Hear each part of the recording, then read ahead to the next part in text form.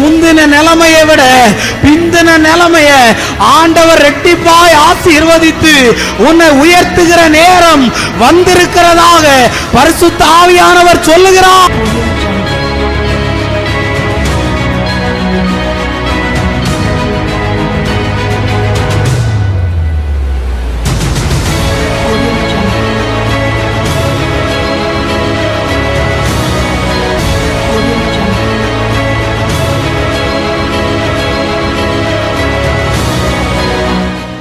கர்த்தருக்குள் அன்பான தேவ பிள்ளைகளே, ஆண்டவரும் இரட்சகருமாகிய இயேசுவின் நாமத்தில் உங்களுக்கு என் அன்பின் வாழ்த்துக்கள்.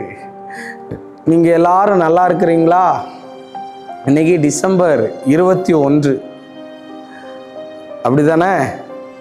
இன்னைக்கு சாயந்தரம் இயேசுவை கொண்டாடுவோம் என்ற ஒரு விடுதலை பெருவிழாவை நம்பர் 20 முத்தமிழ் நகர் பம்மல்ல மேலே 4வது மாடியில் வச்சிருக்கிறேன். கண்டிப்பாக நீங்கள் எல்லாரும் வாங்க. நான் 10 நாளுடைய உபவாசத்தோட அந்த நிறைவை அந்த 11வது நாள், அதாவது 21ஆம் தேதி உங்களை பார்த்து இன்னைக்கு ஜோம் பண்ணி முடிக்கலான்னு நினைக்கிறேன். ஒரு வசனத்தை உங்களுக்கு சொல்கிறேன். யாக்கோபு 1வது அதிகாரம் அதனுடைய 17வது வசனம் சொல்லுகிறது, நன்மையான எந்த ஈவும் பூரணமான எந்த வரமும் பரத்திலிருந்து உண்டாகி ஜோதிகளின் பிதாவினிடத்திலிருந்து இறங்கி வருகிறதா. இந்த 21ஆம் தேதி இன்னைக்கு சாயந்தரம் அந்த மீட்டிங்க்கு வர்றவங்களுக்கெல்லாம் ஆண்டவர் ஒரு பரிசை கொடுப்பேன்னு என்று சொல்லியிருக்கிறார். என்கிட்ட இருந்து வராது, கவலைப்படாதீங்க. அவர்கிட்ட இருந்து உங்களுக்கு பரிசு வரப்போகிறது. இந்த ஃபாஸ்டிங் ப்ரேயரில் வர எல்லாத்துக்கும் உங்களுக்கு ஒரு பரிசு இருக்குது. அந்த பரிசு தேவனிடத்திலிருந்து வேணும்னா டைமை பார்க்க மாட்டீங்க, நேரத்தை பார்க்க மாட்டீங்க, சூழ்நிலையை பார்க்க முடியாமல் நீங்கள் புது வருஷத்துக்குள்ளே போகும்போது ஒரு கிஃப்டோட பரிசோட போகணும்னு நான் நினைக்கிறேன்.